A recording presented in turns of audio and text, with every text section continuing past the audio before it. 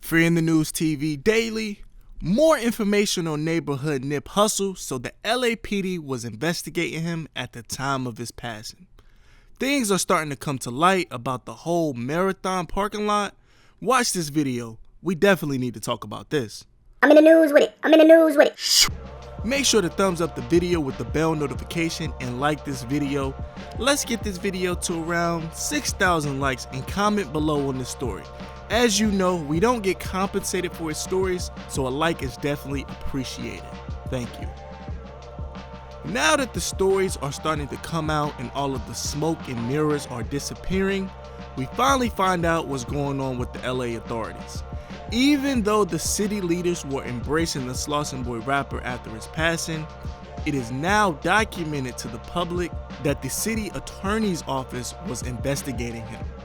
According to the city authorities, they had an open investigation. They were looking at his properties, his business associates, and they wanted to determine whether the mall at the corner of Crenshaw and Slauson was a hub for gang activities. Even now that the rapper has passed, the investigation is still on, which gives clues that the city may be looking into the rapper's business partners. So you gotta think Black Sam, David Gross, and other people behind the scene. So learning from the investigation, the city has pressured the original landlords of the shopping mall to evict the rapper and his associates from their stores. But instead, the landlord actually sold the property to the rapper for $2.5 million. According to public records, it says this.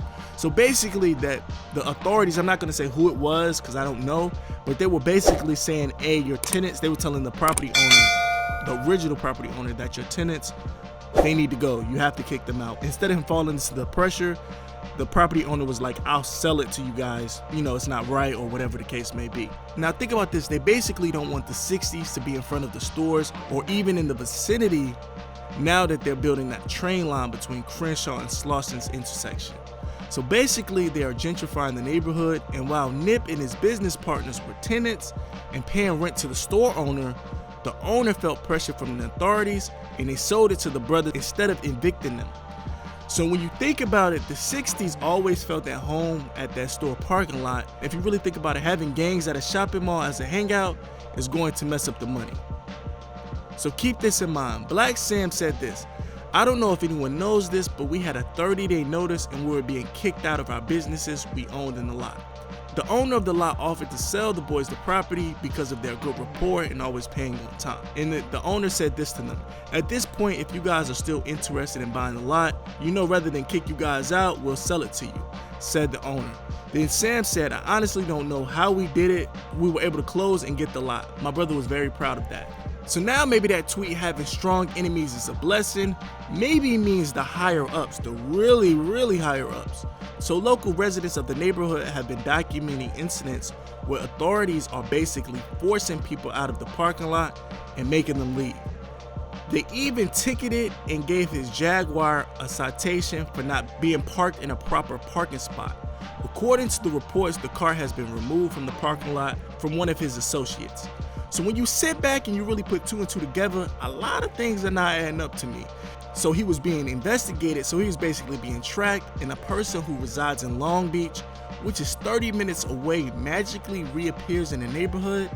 Nobody has seen him in months. He reappears just to get some chili cheese fries at that store parking lot. Now that I'm thinking about it, Hussle had a meeting with the same people investigating him the next day. Do you guys think Holder actually was asking Hussle about snitching and talking to the people? Maybe Cowboy got the conversation confused, because as of now, he's the only one actually talking about the events leading up to his passing. So now that I think about it, the fallen brother basically was trying to the spook who sat by the door tactic that he brought up on the Breakfast Club interview. For those who don't know about the book or reference, basically a man of color got hired by the CIA or FBI. I believe that all of the people in the community frowned upon him for taking that job, and they were claiming that he wasn't from the neighborhood anymore. In reality, the guy was a spy for the community and ended up leaking key information and blowing up the authorities' headquarters. So when I say that, maybe Hussle wanted to change things from the inside and help his community out by leaking information. Come out with your hands up. Anybody inside the Marathon clothing store. This is the Los Angeles Police Department. Come out with your hands up.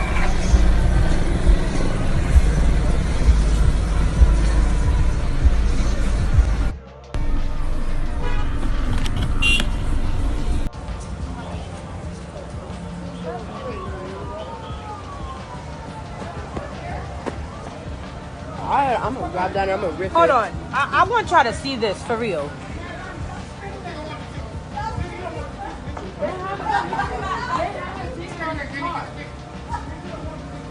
Look at this. Did they cite this car? It has no license plate.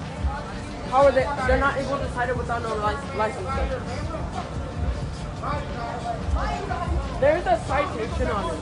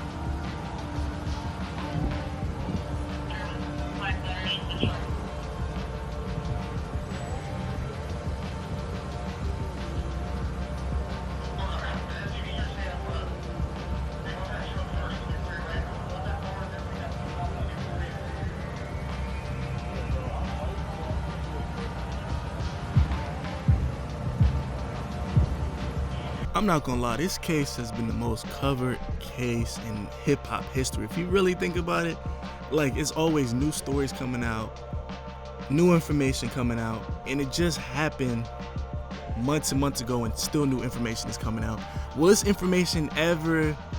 Will we ever get over this case? Probably not. I'm not talking about the incident, but I'm talking about the actual case. It's probably a lot of stuff that we don't know that will come out, because you guys got to think the grand jury transcripts is basically just they have to take to actually go to trial. So trial will be more in detail about the incidents that led up to it, more detail, maybe phone records and other things like that. Because on the grand jury transcript, that's the thing I didn't see, was his phone transcripts. I'm sure he had a cell phone on him. I'm sure it was tracking his location. Now that I think about it, even Holder, you got to think his cell phone transactions, his text messages and things like that definitely should be looked up on. I'm sure it will be looked up on. But the grand jury, I think grand jury is kind of just to get enough evidence for them to actually take the thing to trial. So just the introduction to the case and things like that. But once the trial hits, the trial will probably hit in the next couple months, maybe a year. So once that hits, that's the information that everybody really wants to see. Everything. Just like the XXXTentacion video, it actually showed the incident happening from a different camera angle. Because if you guys think about it, that actual case had one camera angle the entire time before the grand jury, and then when the grand jury started. But then once the actual trial, or once the information started to come out, they had different camera angles. So hopefully it shows a different camera angle to show exactly what's happening, because a lot of people have questions. I'm going to shout out All Access Viral, or All Viral Access. I was watching a video last night, and now that they're actually showing a clip of someone ducking, it's weird. It's a lot going on. It's actually, he was looking at the clip and it shows somebody ducking. So you guys make sure you go to All Viral Access and look at the video. He says, me personally, I can't really look at the surveillance footage anymore, but check out his channel and it'll make you guys raise some more antennas. It actually just shows, in a nutshell, it shows someone ducking and walking into the Marathon store right before Eric Holder walks up in time. And I actually see, or All Viral Access posted the video. I'll shoot the email, I'll shoot the actual link out for you guys so you can watch it, or maybe even swaying the inside rules for his community. I don't know. Let's talk about this below. Before clicking off this video, comment below, tell me what you think actually happened. Tell me what you think and who is behind it.